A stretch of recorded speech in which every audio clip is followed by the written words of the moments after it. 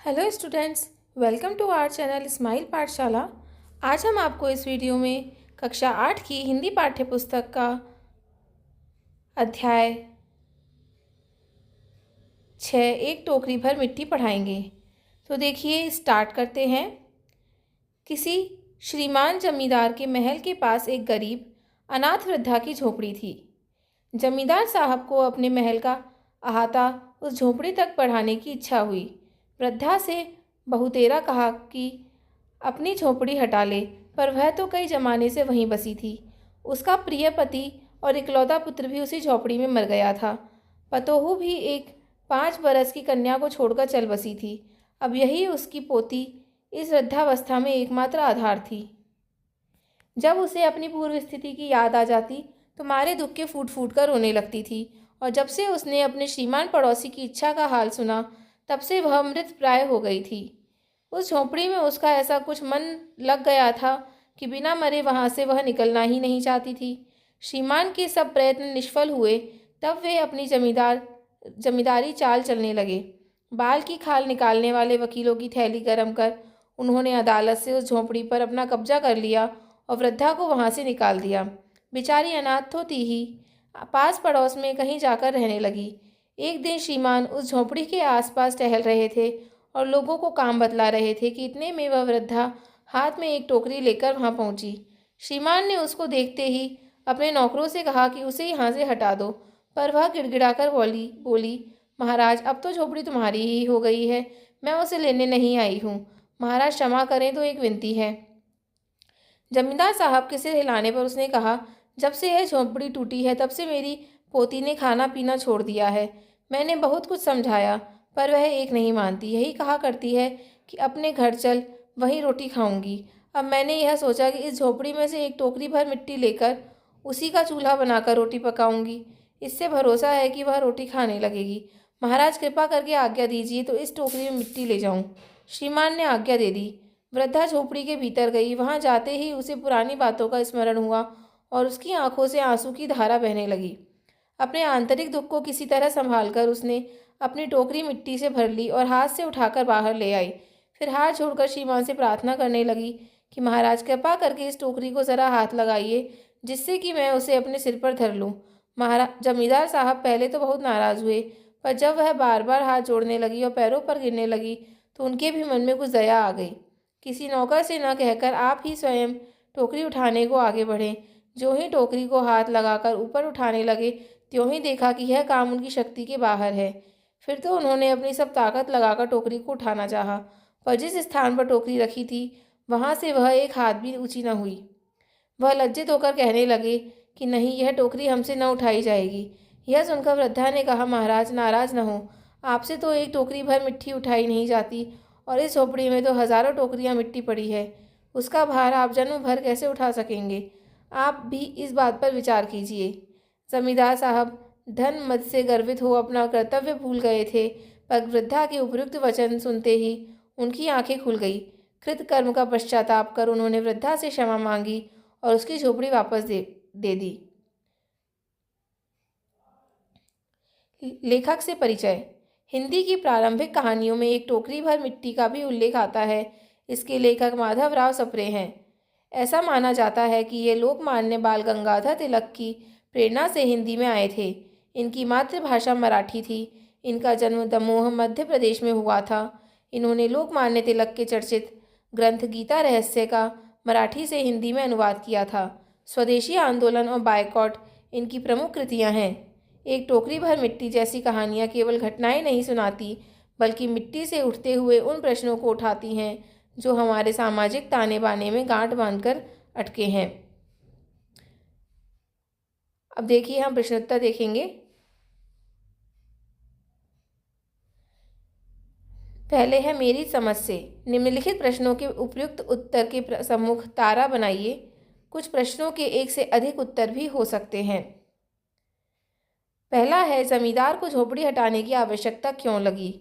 क्योंकि वह अहाते का विस्तार करना चाहता था। इसके आगे हम तारा बना देंगे। वृद्धा ने मिट्टी ले जाने की अनुमति कैसे मांगी? विनती और नम्रता से। इसके आगे हम तारा बना देंगे। वृद्धा की पोती का व्यवहार किस भाव को दर्शाता है? लगाव को तारा बना देंगे लगाव के आगे। कहानी का अंत कैसा है? सुखद एवं प्रेरणादायक, तो सुखद और प्रेरणादायक के आगे हम तारा बना देंगे। अगला है, हो सकता है कि आपके समूह के साथियों ने अलग अलग उत्तर चुने हों। अपने मित्रों के साथ चर्चा कीजिए कि आपने ये उत्तर ही क्यों चुने।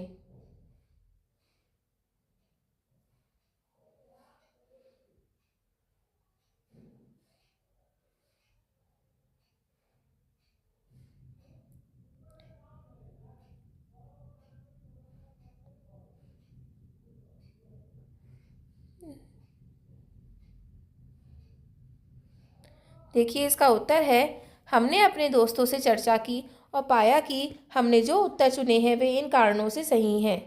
झोपड़ी हटाने की वजह अहाते का विस्तार था, क्योंकि जमींदार अपने महल को बड़ा करना चाहता था। वृद्धा ने बड़ी नम्रता से अनुमति मांगी ताकि झोपड़ी की मिट्टी ले जा सके। पोती का व्यवहार लगाव दिखाता है, क्योंकि वह अपने घर और झोपड़ी से जुड़ी है।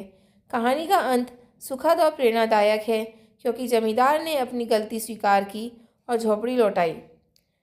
आगे है, मिलकर करें मिलान। पाठ में से चुनकर कुछ वाक्य नीचे दिए गए हैं। प्रत्येक वाक्य के सामने दो दो निष्कर्ष दिए गए हैं। अपने समूह में इन पर चर्चा कीजिए और इन्हें इनके सर्वाधिक उपयुक्त निष्कर्षों से मिलाइए। तो पहला वाक्य है, अब यही उसकी पोती इस वृद्धाकाल में एकमात्र आधार थी। निष्कर्ष है, वृद्धावस्था में वृद्धा का सहारा उसकी पोती ही थी। दूसरा है, वृद्धावस्था में पोती का सहारा वृद्धा थी। तो इसका सही उत्तर होगा, वृद्धावस्था में वृद्धा का सहारा उसकी पोती ही थी।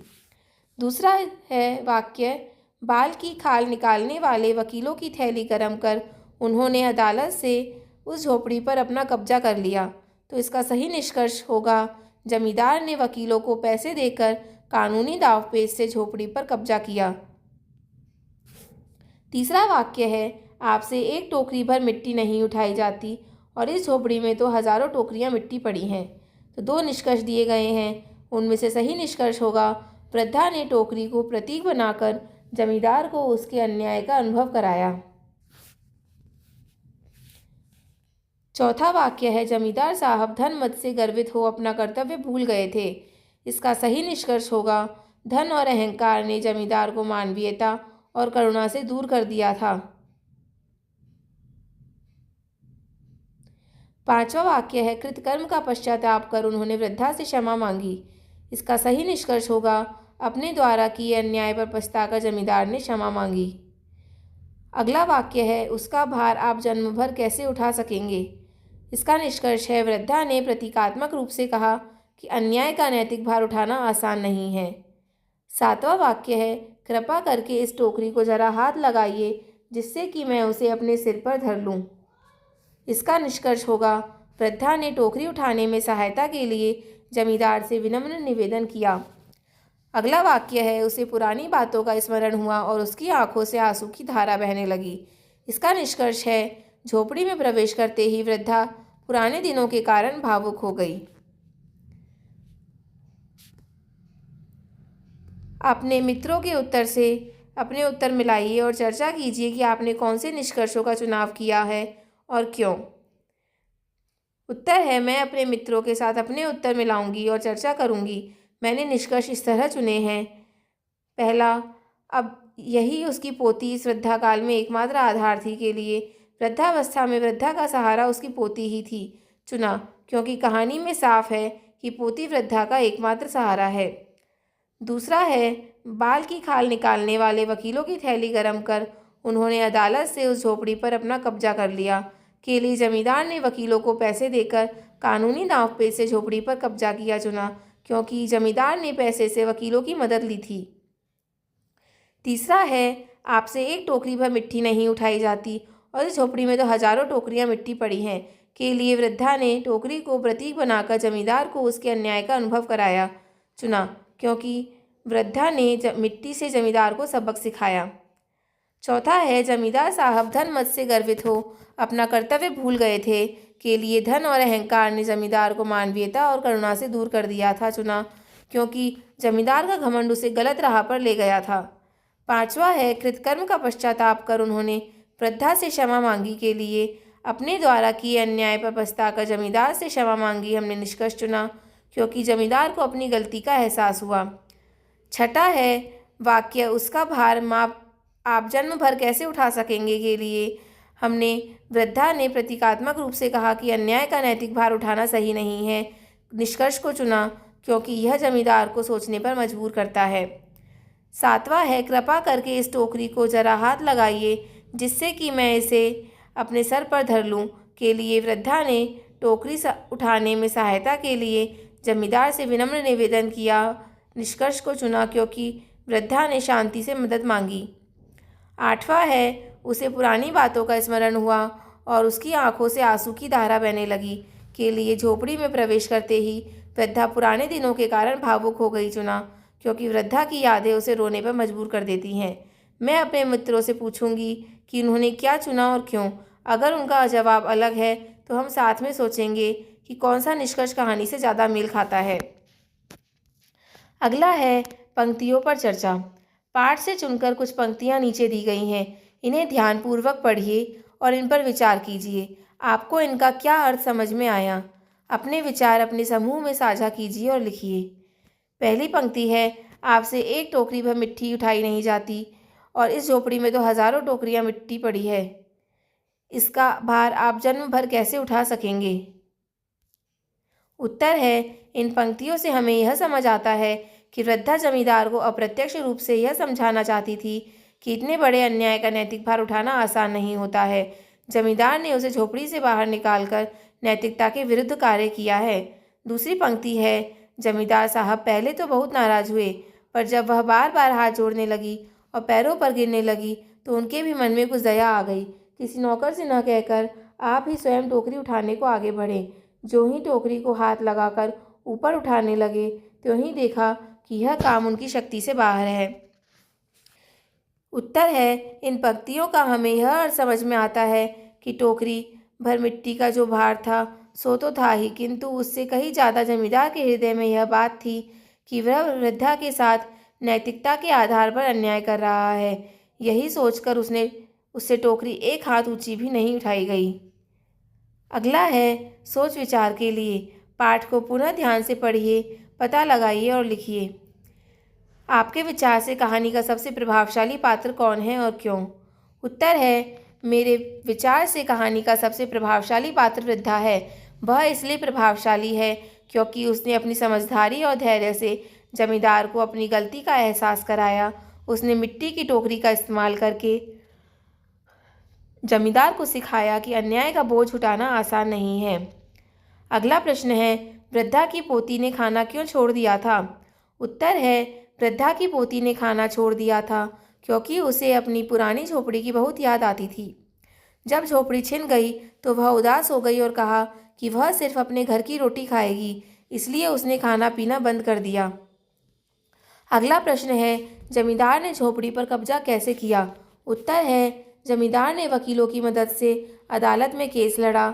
उसने वकीलों को पैसे देकर उनकी थैली गर्म की और कानूनी चाल चलकर वृद्धा की झोपड़ी पर कब्जा कर लिया। अगला प्रश्न है महाराज क्षमा करें तो एक विनती है। जमींदार साहब के सिर हिलाने पर उसने कहा द्वारा सिर हिलाने की इस क्रिया का क्या अर्थ है यहाँ उत्तर है जमींदार का सिर हिलाना इसका मतलब है कि उन्होंने वृद्धा को बोलने की इजाज़त दे दी। यह दिखाता है कि वह उसकी बात सुनने को तैयार था, हालांकि पहले वह नाराज था। यह एक छोटा सा संकेत था कि जमींदार का मन थोड़ा नरम हो रहा था। अगला प्रश्न है किसी नौकर से न कहकर आप ही स्वयं टोकरी उठाने आगे बढ़े। यहाँ जमींदार के व्यवहार में परिवर्तन का आरंभ दिखाई देता है। पहले जमींदार का व्यवहार कैसा था? इस घटना के बाद उसके व्यवहार में क्या परिवर्तन आया? उत्तर है पहले जमींदार का व्यवहार अहंकारी और कठोर था। वह वृद्धा को जबरदस्ती झोपड़ी से निकालना चाहता था और उसकी परवाह नहीं करता था। लेकिन जब उसने खुद टोकरी उठाने की कोशिश की और असफल रहा तो उसका मन बदलने लगा। उसे दया आई और वह वृद्धा की मदद करने को तैयार हुआ, जो उसके व्यवहार में नरमी लाया। अगला प्रश्न है उन्होंने वृद्धा से क्षमा मांगी और उसकी झोपड़ी वापस दे दी। जमींदार ने ऐसा क्यों किया? उत्तर है जमींदार ने यह इसलिए किया क्योंकि उसे अपनी गलती का एहसास हो गया। वृद्धा की बातों और टोकरी की घटना ने उसे समझाया कि उसका अन्याय सही नहीं था। पछतावा होने पर उसने वृद्धा से माफ़ी मांगी और झोपड़ी लौटा दी। अगला है अनुमान और कल्पना से। यदि वृद्धा की पोती जमींदार से स्वयं बात करती तो वह क्या कहती? उत्तर है, अगर वृद्धा की पोती जमींदार से बात करती तो शायद वह कहती, महाराज, मेरी दादी की झोपड़ी हमारा घर है। वहाँ मेरे माता पिता की यादें हैं। कृपया हमें वहाँ रहने दें, वरना मैं और मेरी दादी दुखी रहेंगी। यह अपनी उदासी और प्यार से जमींदार का मन बदलने की कोशिश करती। अगला प्रश्न है, यदि आप जमींदार की जगह होते तो क्या करते? उत्तर है, अगर मैं जमींदार होता तो मैं वृद्धा से प्यार से बात करता, मैं उसकी झोपड़ी न लेता और उसे वहीं रहने देता।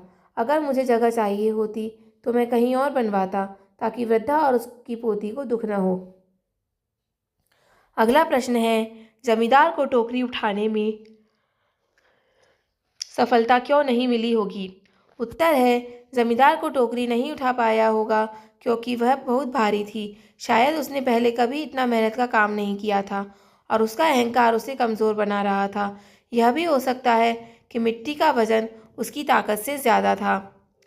अगला प्रश्न है, झोपड़ी में तो हज़ारों टोकरियां मिट्टी पड़ी है। यहाँ केवल मिट्टी की बात की जा रही है या कुछ और बात भी छिपी है? संकेत, मिट्टी किसी बात का प्रतीक हो सकती है। मिट्टी के बहाने वृद्धा क्या कहना चाहती है? उत्तर है, यहाँ केवल मिट्टी की बात नहीं है बल्कि कुछ और भी छिपा है। मिट्टी वृद्धा की यादों, दुखों और झोपड़ी के महत्व का प्रतीक बनती है। वृद्धा कहना चाहती है कि जमींदार ने उसका घर छीना जो उसके लिए बहुत कीमती था और इसका बोझ जमींदार कभी नहीं उठा सकता। अगला प्रश्न है, यह कहानी आज से लगभग 125 साल पहले लिखी गई थी। इस कहानी के आधार पर बताइए कि भारत में स्त्रियों को किन किन चुनौतियों का सामना करना पड़ता होगा। उत्तर है, उस समय भारत में स्त्रियों को कई चुनौतियों का सामना करना पड़ता था। विधवा होने पर सहारा न मिलना, संपत्ति पर अधिकार न होना, आर्थिक रूप से निर्भर रहना, समाज में उनकी भावनाओं की अनदेखी होना, अकेले बच्चों का पालन पोषण करना कठिन होना। अगला है बदली कहानी। कल्पना कीजिए कहानी कैसे आगे बढ़ती है। यदि जमींदार टोकरी उठाने से मना कर देता तो? यदि जमींदार टोकरी उठा लेता तो? यदि जमींदार मिट्टी देने से मना कर देता तो? यदि जमींदार एक स्त्री होती तो? यदि पोती जमींदार से अपनी झोपड़ी वापस मांगती तो?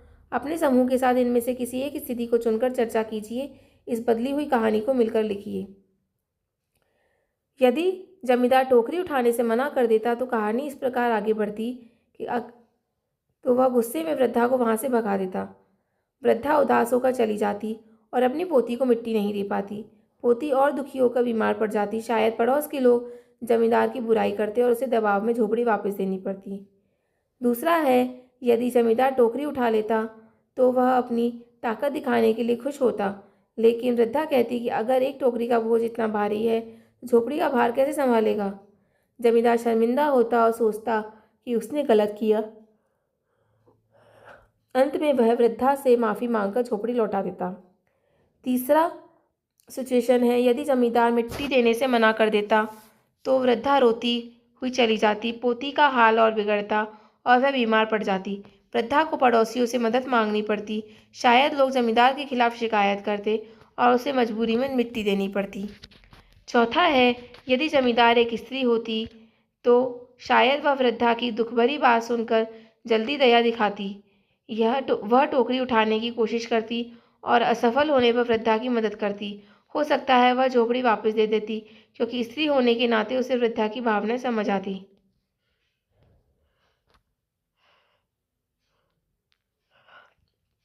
अगली सिचुएशन है, यदि पोती जमींदार से अपनी झोपड़ी वापस मांगती तो वह रोते हुए क्या कहती? वह रोते हुए कहती, महाराज, यह मेरा घर है, मेरे माता पिता की यादें यहाँ हैं, कृपया इसे हमें लौटा दें। जमींदार उसकी मासूमियत देखकर पिघल जाता और झोपड़ी वापस दे देता। अपने समूह के साथ इनमें से किसी एक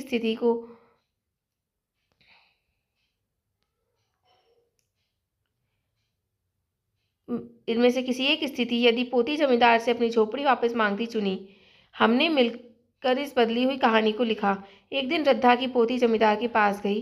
वह रोते हुए बोली, महाराज, यह झोपड़ी हमारा घर है, मेरे माता पिता यहाँ मरे और मेरी दादी का सहारा यही है, कृपया इसे हमें लौटा दे। वरना मैं और दादी दुखी रहेंगी। जमींदार ने उसकी आंखों में आंसू देखे और उसका छोटा चेहरा देखकर दया आ गई। वह बोला, बच्ची तुम सही कहती हो, मैंने गलती की। फिर उसने वृद्धा को बुलाया और कहा, मैं तुम्हारी झोपड़ी वापस देता हूँ, तुम यहाँ खुश रहो। वृद्धा और पोती खुशी से झोपड़ी में लौट आई और फिर से अपने घर में रोटी पकाने लगी। जमींदार ने सीखा कि बच्चों और बूढ़ों का दुख देखकर मन बदलना चाहिए। हमने सोचा कि पोती की मासूमियत जमींदार को जल्दी समझा सकती थी और यह कहानी का सुखद अंत होता। अगला है की और की का उपयोग। इन वाक्यों में रेखांकित शब्दों के प्रयोग पर ध्यान दीजिए। इससे भरोसा है कि वह रोटी खाने लगेगी। यहाँ छोटी की एक संयोजक के रूप में प्रयोग हुआ है। संयोजक का अर्थ होता है मिलाने वाला। संयोजक शब्दों या वाक्यों को जोड़ने के लिए प्रयोग किए जाते हैं। यह हमें बताता है क्या कहा गया, क्या सोचा गया, क्या देखा गया आदि।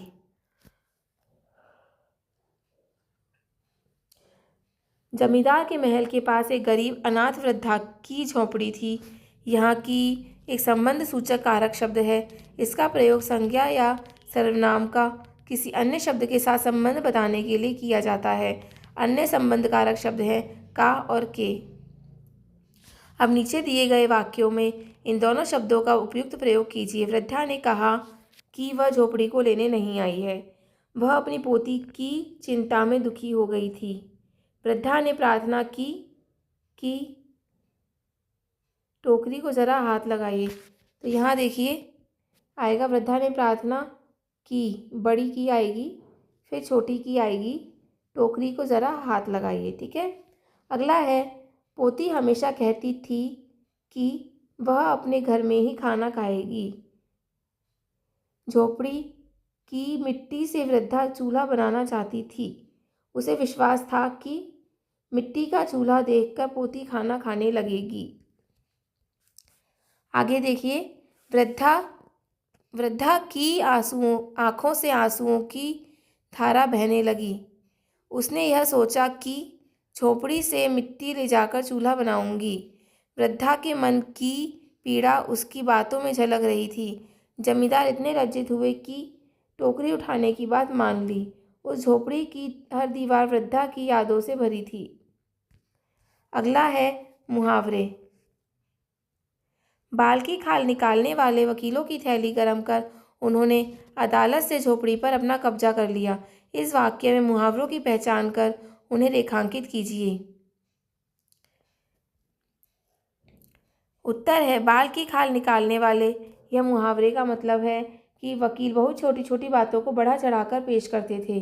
थैली गरम कर मुहावरे का मतलब है जमींदार ने वकीलों को बहुत सारा पैसा दिया। अगला है बाल शब्द से जुड़े निम्नलिखित मुहावरों का प्रयोग करते हुए वाक्य बनाइए। बाल बांका न होना, कुछ भी कष्ट या हानि न पहुंचना, पूर्ण रूप से सुरक्षित रहना। बाल बराबर, बहुत सूक्ष्म, बहुत महीन या पतला। बाल बराबर फर्क न होना, जरा भी भेद न होना, सूक्ष्मतम अंतर होना।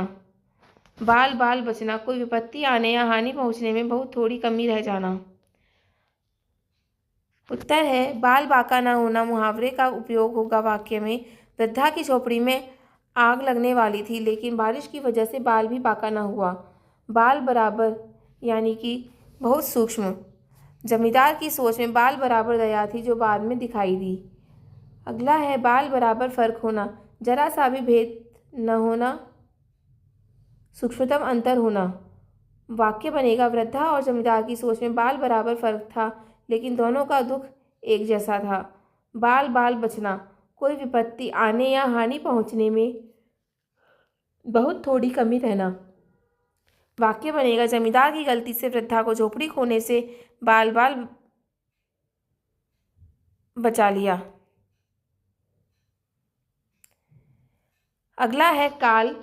नीचे दिए गए वाक्यों को ध्यानपूर्वक पढ़िए। इस झोपड़ी में से एक टोकरी भर मिट्टी लेकर उसी का चूल्हा बनाकर रोटी पकाऊंगी। यह भविष्यकाल है। इस झोपड़ी में से एक टोकरी भर मिट्टी लेकर उसी का चूल्हा बनाकर रोटी पकाई।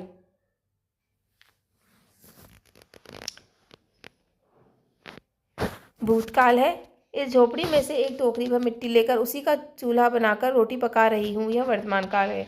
यह रेखांकित शब्दों से पता चल रहा है कार्य होने का समय या काल क्या है। क्रिया के जिस रूप से यह पता चलेगी कोई कार्य कब हुआ हो या हो रहा है या होने वाला है, उसे काल कहते हैं। काल के 3 भेद होते हैं: भूतकाल, वर्तमान काल, भविष्यकाल। भूतकाल यह बताता है कि कार्य पहले ही हो चुका है। वर्तमान काल बताता है कि कार्य अभी हो रहा है या सामान्य रूप से होता रहता है। भविष्य काल यह बताता है कि कार्य आने वाले समय या भविष्य में होगा। नीचे दिए गए वाक्यों को वर्तमान और भविष्य काल में बदलिए। वह गिड़गिड़ाकर बोली। इसका वर्तमान काल और भविष्य काल में हमें बदलना है। हमें भूतकाल में वाक्य दिए हुए हैं, इनके वर्तमान काल और भविष्य काल में हमें वाक्य बनाने हैं। तो वह गिड़गिड़ाकर बोली। वर्तमान काल बनेगा वह गिड़गिड़ाकर बोल रही है। भविष्य काल वह गिड़गिड़ाकर बोलेगी। श्रीमान ने आज्ञा दे दी। इसका वर्तमान काल होगा श्रीमान आज्ञा दे रहे हैं। भविष्य काल श्रीमान आज्ञा देंगे। अगला है उसकी आंखों से आंसू की धारा बहने लगी। वर्तमान काल होगा उसकी आंखों से आंसू की धारा बह रही है। भविष्य काल होगा उसकी आंखों से आंसू की धारा बहेगी। अगला है जमींदार साहब को अपने महल का अहाता उस झोपड़ी तक बढ़ाने की इच्छा हुई। वर्तमान काल बनेगा जमींदार साहब को अपने महल का अहाता उस झोपड़ी तक बढ़ाने की इच्छा हो रही है। भविष्य काल है जमींदार साहब को अपने महल का अहाता उस झोपड़ी तक बढ़ाने की इच्छा होगी। अगला है उन्होंने वृद्धा से क्षमा मांगी और उसकी झोपड़ी वापस दे दी। वर्तमान काल है वे वृद्धा से क्षमा मांग रहे हैं और उसकी झोपड़ी वापस दे रहे हैं। भविष्य काल है वे वृद्धा से क्षमा मांगेंगे और उसकी झोपड़ी वापस देंगे। अगला हम सीखेंगे वचन की पहचान। उनके मन में कुछ दया आ गई, उनकी आंखें खुल गईं।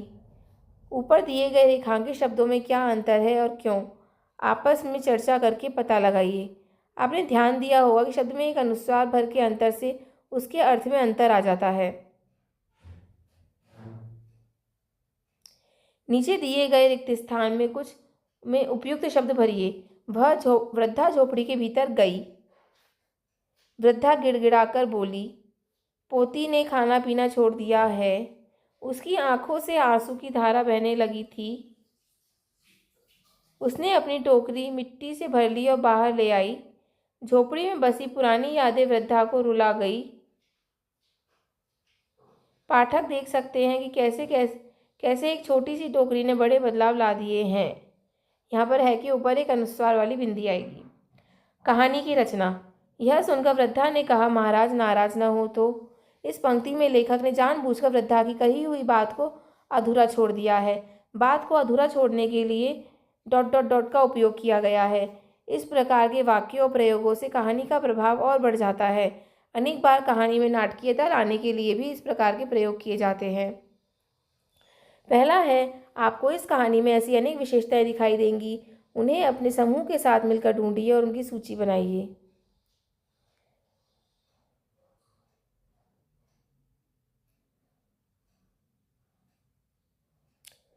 पहले का उत्तर है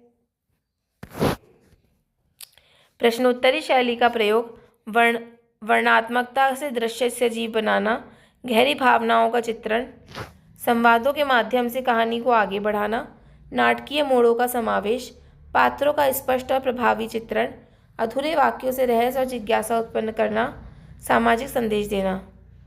अगला प्रश्न है, इस कहानी की कुछ विशेषताओं को नीचे दिया गया है, उनके उदाहरण कहानी से चुनकर लिखिए। पहला है प्रश्नोत्तरी शैली। कहानी में ऐसे प्रश्न हैं जो पाठक को सोचने पर विवश कर देते हैं। उदाहरण है, उसका भार आप जन्म भर कैसे उठा सकेंगे। यह प्रश्न जमींदार को सोचने पर मजबूर करता है। वर्णात्मकता। लेखक ने जगहों और भावनाओं का ऐसा चित्र खींचा है कि पाठक दृश्य को देख सकता है। उदाहरण है, उसकी आंखों से आंसू की धारा बहने लगी। यह वृद्धा की भावनाओं को साफ दिखाता है।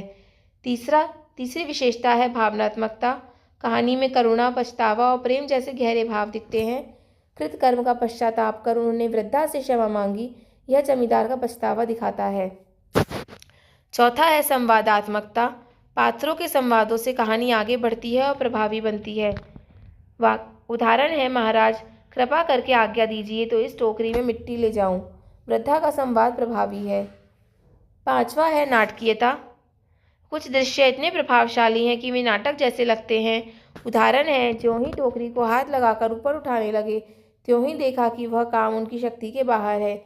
यह दृश्य नाटकीय है। अगला है चरित्र चित्रण। पात्रों के गुण, स्वभाव और मन की स्थिति स्पष्ट रूप से दिखती है। उदाहरण है, जमींदार साहब धन मद से गर्वित हो अपना कर्तव्य भूल गए थे। जमींदार का अहंकारी स्वभाव दिखता है। अगला है शब्दकोश का उपयोग। आप जानते ही हैं कि हम शब्दकोश का प्रयोग करके शब्दों के विषय में अनेक प्रकार की जानकारी प्राप्त कर सकते हैं। नीचे कुछ शब्दों के अनेक अर्थ शब्दकोश से चुनकर दिए गए हैं। इन शब्दों के जो अर्थ इस कहानी के अनुसार सबसे उपयुक्त है, उन पर घेरा बनाइए।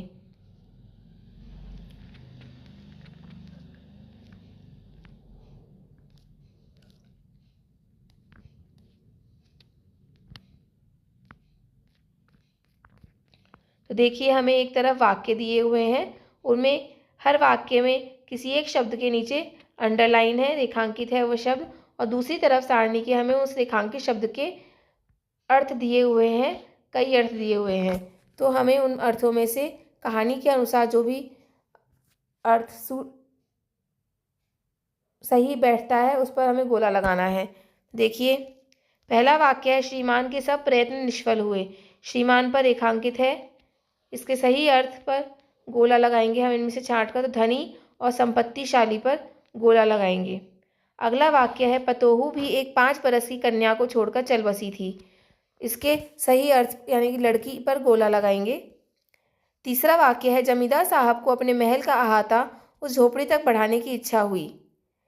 तो महल पर इसमें रेखांकन है, इसके सही अर्थ पर गोला लगाएंगे, जो है राजा या रईस आदि के रहने का बहुत बड़ा और बढ़िया मकान।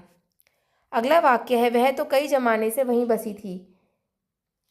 जमाने के सही अर्थ पर हम गोला लगाएंगे, बहुत अधिक समय और अवधि। पांचवा वाक्य है, यही उसकी पोती इस वृद्धा काल में एकमात्र आधार थी। तो आधार के हमें सही शब्द दिए हुए हैं, इनका कहानी के हिसाब से सहारा और आलंबन बनता है, उस पर गोला लगाएंगे। अगला है भावों की पहचान। कृतकर्म का पश्चाताप कर उन्होंने वृद्धा से क्षमा मांगी। कहानी की इस पंक्ति से कौन कौन से भाव प्रकट हो रहे हैं, सही पहचाना। इस पंक्ति से पश्चाताप और क्षमा के भाव प्रकट हो रहे हैं। अब नीचे दी गई पंक्तियों में प्रकट हो रहे भावों से उनका मिलान कीजिए। देखिए, हमें एक तरफ पंक्तियाँ दी हुई हैं, दूसरी तरफ भाववाचक संज्ञा के नाम दिए गए हैं, हमें उनसे मिलान करना है। तो देखिए, वह लज्जित होकर कहने लगे, नहीं, यह टोकरी हमसे न उठाई जाएगी। इसका मिलान हम लास्ट ऑप्शन लज्जा या पछतावा से करेंगे। दूसरा है, वृद्धा के उपयुक्त वचन सुनते ही उनकी आंखें खुल गई। इसका मिलान हम बोध या आत्मज्ञान से करेंगे। उनके मन में कुछ दया आ गई। इसका सही उत्तर है करुणा, दया वाचक संज्ञा। इससे भरोसा है कि वह रोटी खाने लगेगी। इसका सही उत्तर होगा आस्था, विश्वास। महाराज क्षमा करें तो एक विनती है। इसका उत्तर होगा ममता, स्नेह। अब यही उसकी पोती इस वृद्धाकाल में एकमात्र आधार थी।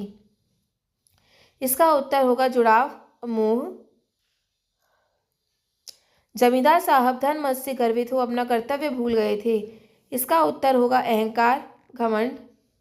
उस झोपड़ी में उसका मन ऐसा कुछ लग गया था कि बिना मरे वहां से वह निकलना ही नहीं चाहती थी। तो इसका उत्तर होगा दुख, पीड़ा। जब उसे अपनी पूर्व स्थिति की याद आ जाती तो मारे दुख के वह फूट फूट कर रोने लगती थी। इसका उत्तर होगा दुख और पीड़ा। और आठवां जो हमने बोला था, उस झोपड़ी में उसका मन कुछ ऐसा लग गया था कि बिना मरे वहां से वह निकलना ही नहीं चाहती थी। इसका उत्तर होगा विनम्रता, विनय।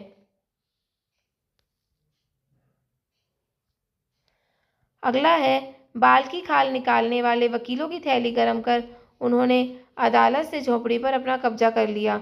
इसका सही मिलान होगा क्रूरता, अन्याय। वाक्य विस्तार। वृद्धा पहुंची।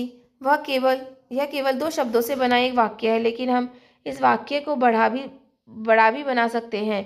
वह वृद्धा हाथ में एक टोकरी लेकर वहां पहुंची। अब बात कुछ अच्छी तरह समझ में आ रही है, किंतु इसी वाक्य को हम और भी विस्तार दे सकते हैं। जैसे थकी हुई आंखों और कांपते हाथों में टोकरी लिए वृद्धा धीरे धीरे दरवाजे पर पहुंची। अब यह वाक्य अनेक अर्थ और भाव व्यक्त कर रहा है। अब इसी प्रकार नीचे दिए गए वाक्यों का कहानी को ध्यान में रखते हुए विस्तार कीजिए। प्रत्येक वाक्य में लगभग 15 से 20 शब्द हो सकते हैं। पहला है, एक झोपड़ी थी। इसका वाक्य होगा, गांव के किनारे पीपल के पेड़ के नीचे सूखी घास और मिट्टी से बनी एक छोटी सी झोपड़ी थी। अगला है, श्रीमान टहल रहे थे। वाक्य बनाएंगे, श्रीमान हाथ में छड़ी लिए आंगन में इधर उधर टहलते हुए गहरी सोच में डूबे हुए थे। अगला है, वह खाने लगी। वाक्य बनाएंगे, अब जब उसे विश्वास हो गया कि कोई उसका साथ देगा, वह धीरे धीरे रोटी खाने लगी। अगला है, वृद्धा भीतर गई।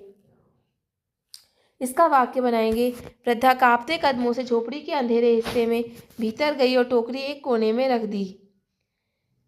अगला वाक्य बनाएंगे, आगे बढ़े से। जमींदार साहब थोड़ा रुककर वृद्धा की ओर देखे और फिर धीमे धीमे उसकी ओर आगे बढ़े।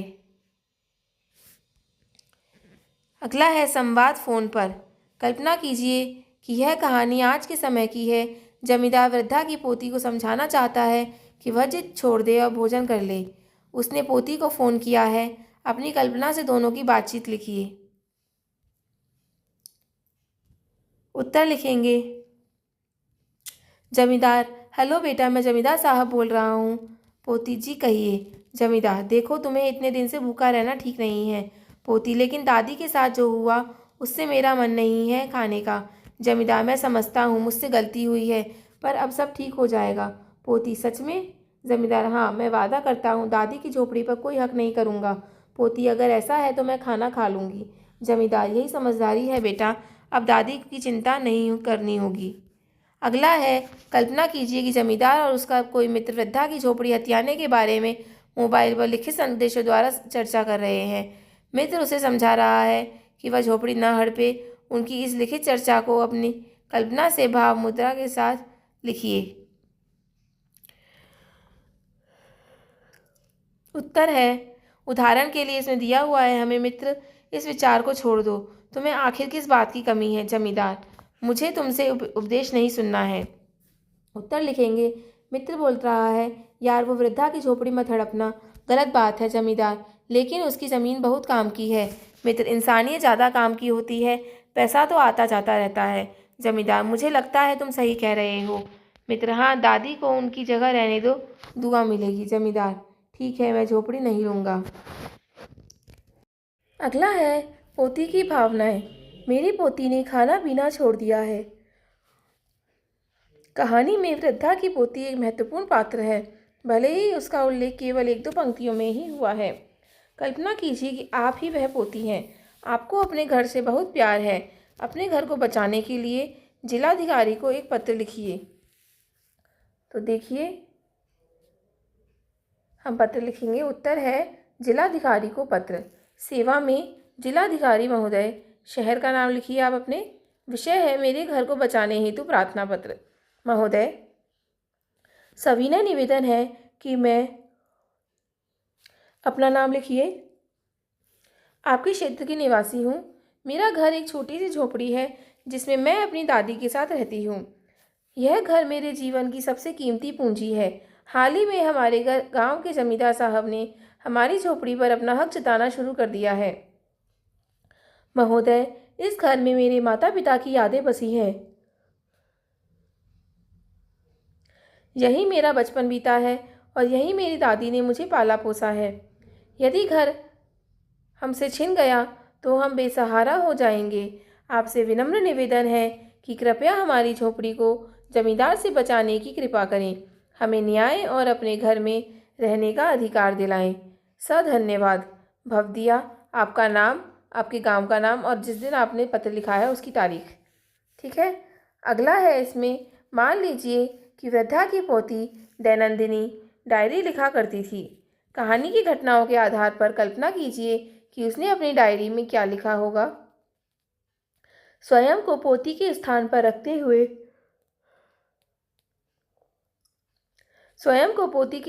रखते हुए वह दैनंदिनी लिखिए। उदाहरण के लिए, मेरी दैनंदिनी 2 मई, आज दादी घर पर आई तो बहुत परेशान थी। मैंने बहुत पूछा, उन्होंने बताया। देखिए, उत्तर लिख रहे हैं हम। 2 मई को आज दादी घर लौटी तो बहुत परेशान थी। चेहरे पर चिंता की लकीरें साफ दिख रही थी। मैंने कई बार पूछा, तब उन्होंने बताया कि जमींदार साहब हमारी झोपड़ी लेने की सोच रहे हैं। यह सुनकर मेरा दिल धक से रह गया। 3 मई, आज मैं सुबह से चुप हूँ। खाना पीना अच्छा नहीं लग रहा। यह घर मेरी दुनिया है। अगर यह चला गया तो हम कहाँ जाएंगे? दादी मुझे समझाती रही।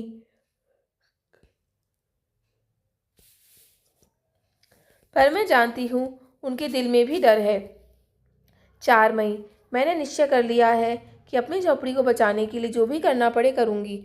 मैंने जिलाधिकारी को पत्र लिखने का सोचा है। उम्मीद है कोई तो हमारी आवाज़ सुनेगा। 5 मई, आज मन में थोड़ी आशा जगी है। सुना है कि गांव के लोग भी हमारे साथ हैं। शायद मिलकर हम अपना घर बचा लें। आगे देखिए, पाठ से आगे आपकी बात।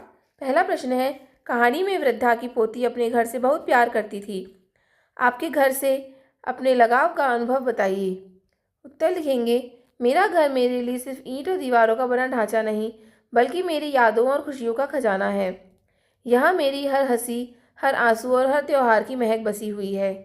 बचपन में दीवारों पर बनाई गई मेरी रंग बिरंगी चित्रकारी, आंगन में खेली गई गिल्ली डंडा और बरामदे में बैठकर दादी की कहानियाँ सुनना, यह सब मेरे घर को मेरे जीवन का सबसे प्रिय स्थान बनाता है। अगला प्रश्न है, क्या कभी आपको किसी स्थान, वस्तु या व्यक्ति से इतना लगाव हुआ है कि उसे छोड़ना मुश्किल लगा हो? अपना अनुभव साझा कीजिए। उत्तर लिखेंगे, एक बार हमारे स्कूल की लाइब्रेरी में एक पुरानी किताब थी जिसमें मेरी पसंदीदा कहानियाँ थीं। मैं हर दिन उसे पढ़ने जाती थी। बाद में वह किताब नवीनीकरण के कारण लाइब्रेरी से हटा दी गई। उस दिन मुझे बहुत दुख हुआ, जैसे अपना कोई दोस्त खो दिया हो। अगला प्रश्न है, कहानी में जमींदार अपने किए पर पश्चाताप कर रहा है। क्या आपने कभी किसी को उनके लिए किए पर पछताते हुए देखा है? इस घटना के बारे में बताइए। यह भी बताइए कि उस पश्चाताप का क्या परिणाम निकला।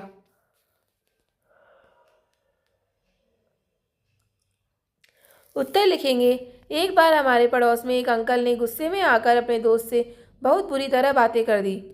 बाद में जब गुस्सा शांत हुआ तो उन्हें अपने शब्दों पर पछतावा हुआ। वे तुरंत दोस्त के घर गए, माफ़ी मांगी और फिर से दोस्ती कायम हो गई। इस पश्चाताप का परिणाम यह निकला कि दोनों के रिश्ते पहले से भी मजबूत हो गए। अगला प्रश्न है, क्या कभी ऐसा हुआ है कि आपने कोई काम गुस्से या अहंकार में किया हो और बाद में पछताए हो? फिर आपने क्या किया?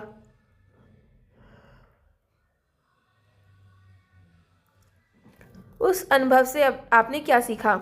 उत्तर लिखेंगे, एक बार मैंने अपनी छोटी बहन से गुस्से में उसका खिलौना छीन लिया और तोड़ दिया। बाद में जब वह रोने लगी तो मुझे बहुत पछतावा हुआ। मैंने अपनी बचत से उसे नया खिलौना खरीदा और उससे माफ़ी मांगी। उस दिन मैंने सीखा कि गुस्से में किया गया काम अक्सर हमें ही दुखी कर देता है, इसलिए किसी भी परिस्थिति में धैर्य रखना ज़रूरी है। आगे देखिए, न्याय और समता। कहानी में आपने पढ़ा कि एक जमींदार ने लालच के कारण एक स्त्री का घर छीन लिया। क्या आपने किसी के साथ ऐसा अन्याय देखा, पढ़ा या सुना है?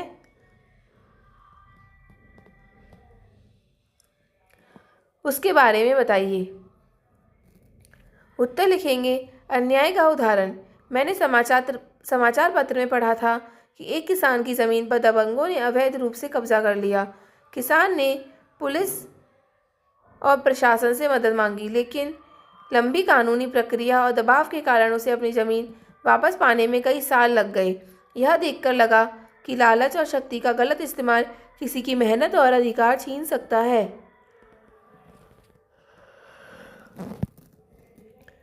अगला है, ऐसी परिस्थितियों से निपटने के लिए आप क्या क्या कर सकते हैं? आपके आसपास के लोग क्या क्या कर सकते हैं?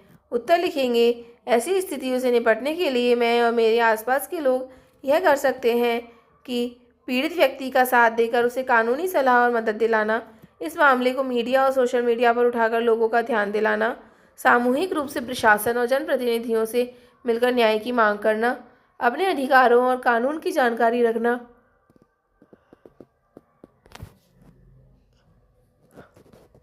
ताकि किसी के साथ अन्याय ना हो सके। अगला है, सच्ची शक्ति दया और न्याय में है। इस कथन पर अपने विचार लिखिए। मेरे अनुसार असली ताकत वह है जो किसी को दबाने में नहीं बल्कि उसे सहारा देने में काम आए। दया से हम लोगों का विश्वास जीतते हैं और न्याय से उनका सम्मान। जो व्यक्ति या समाज दूसरों के साथ निष्पक्षता और करुणा से व्यवहार करता है वही लंबे समय तक मजबूत और सम्मानित बना रहता है। शक्ति का अर्थ सिर्फ बल या धन नहीं बल्कि इंसानियत और न्यायप्रियता है।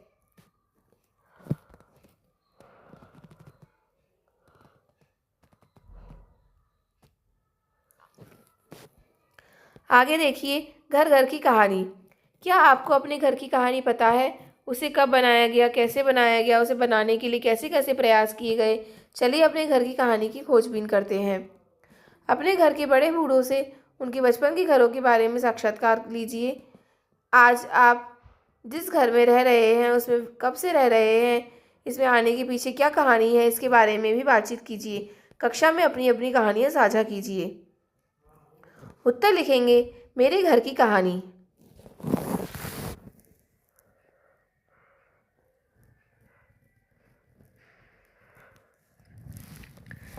मैंने अपनी दादी से बात की।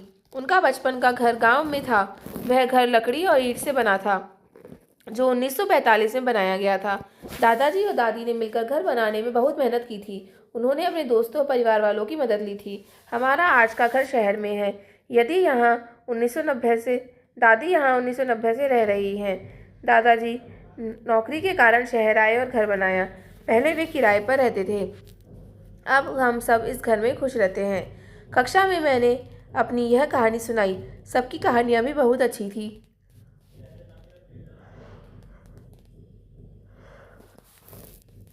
न्याय और करुणा से जुड़ी सहायता।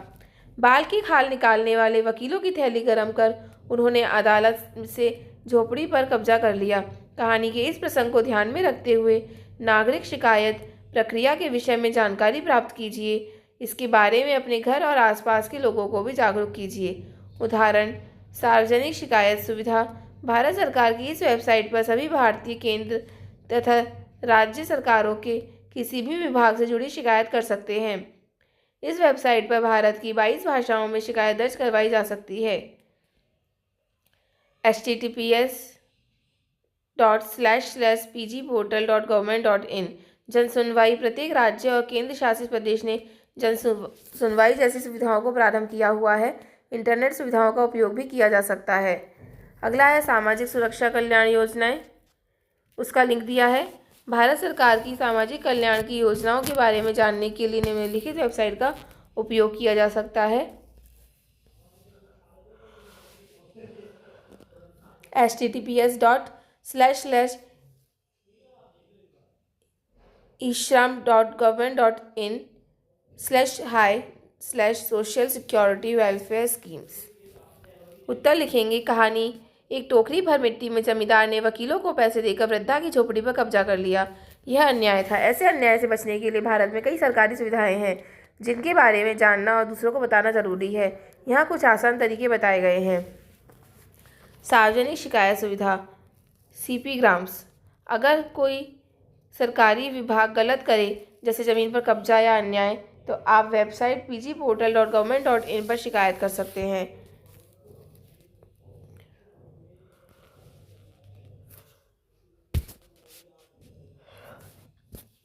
यहाँ केंद्र या राज्य सरकार के खिलाफ शिकायत दर्ज करें। 22 भारतीय भाषाओं में शिकायत लिख सकते हैं। मोबाइल ऐप भी है, रजिस्टर करें, शिकायत डालें और ट्रैक करें। उदाहरण, अगर कोई अफसर रिश्वत मांगे या ज़मीन का गलत कागज बनाए, यहाँ शिकायत करें। जन सुनवाई। उत्तर प्रदेश में जन सुनवाई.up.nic.in पर शिकायत दर्ज कर सकते हैं। मोबाइल OTP से रजिस्टर करें, शिकायत डालें, जैसे ज़मीन विवाद या सरकारी योजना में गड़बड़ी। स्थिति चेक करें और जवाब न मिले तो रिमाइंडर भेजें। यह हिंदी में है और आसान है।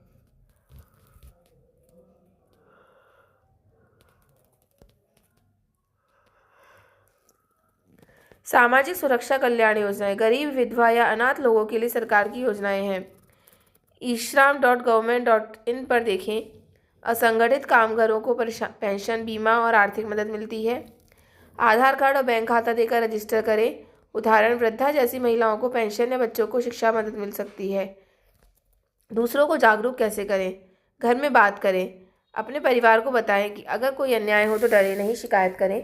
पड़ोसियों को बताएं, खासकर गरीब या कम पढ़े लिखे लोगों को इन वेबसाइटों के बारे में समझाएं। एनजीओ या स्कूल में जागरूकता।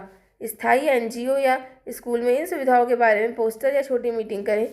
मोबाइल का उपयोग। जिनके पास इंटरनेट है उन्हें ऐप डाउनलोड करने में मदद करें। उदाहरण, अगर कोई वृद्धा जैसी स्थिति में हो तो उसे pgportal.government.in पर शिकायत करने को कहें। अगर उत्तर प्रदेश में है तो जनसुनवाई.up.nic.in पर जाएं। सामाजिक मदद के लिए ishram.government.in पर रजिस्टर करें। इन सुविधाओं से गरीब और कमज़ोर लोग न्याय पा सकते हैं और करुणा का भाव समाज में बढ़ेगा।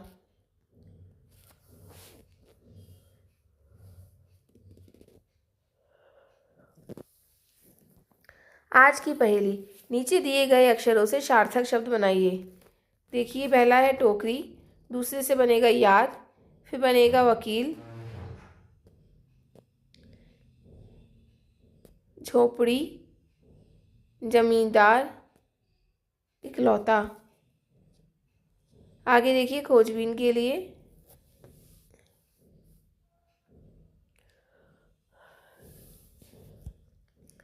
हमारे देश में हजारों सालों से कहानियाँ सुनी सुनाई जाती रही हैं। सैकड़ों साल पहले लिखी गई कहानियों की पुस्तकें आज भी उपलब्ध हैं। ऐसी ही एक अद्भुत पुस्तक हितोपदेश है, जो आज भी विश्व में मनोरंजन और ज्ञान प्राप्त करने के उद्देश्य से पढ़ाई जाती है। अपने पुस्तकालय से हितोपदेश की कहानियों की पुस्तक खोजकर पढ़िए और इसकी कोई एक कहानी कक्षा में सुनाइए। मैंने अपने स्कूल के पुस्तकालय से हितोपदेश की कहानियों वाली पुस्तक ढूंढी।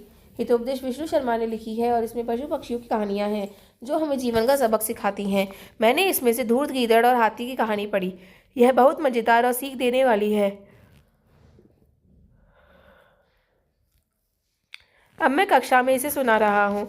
एक जंगल में ब्रह्मवन नाम की जगह पर कर्पूर तिलक नाम का एक बड़ा हाथी रहता था। कुछ गीदड़ों ने उसे देखा और सोचा, अगर यह हाथी मर जाए तो हम 4 महीने तक इसका मांस खाकर जी सकते हैं। उनमें से एक बूढ़ा और चालाक गीदड़ बोला, मैं इसे अपनी बुद्धि से मार दूंगा। वह गीदड़ हाथी के पास गया और झुककर प्रणाम किया।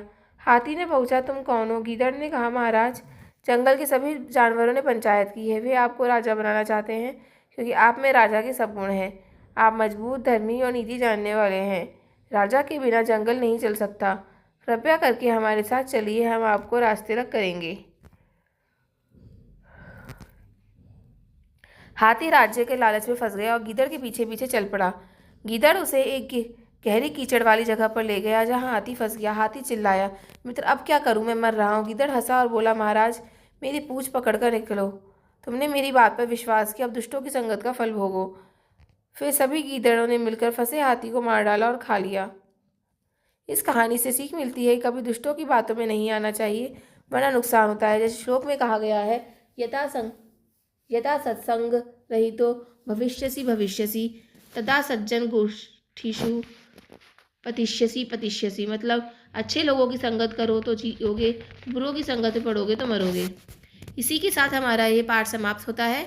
आशा है कि आपको वीडियो अच्छा लगा होगा। आगे के चैप्टर्स के लिए हमारे चैनल से जुड़े रहिए। हमारे चैनल को लाइक कीजिए, शेयर कीजिए, सब्सक्राइब कीजिए। धन्यवाद।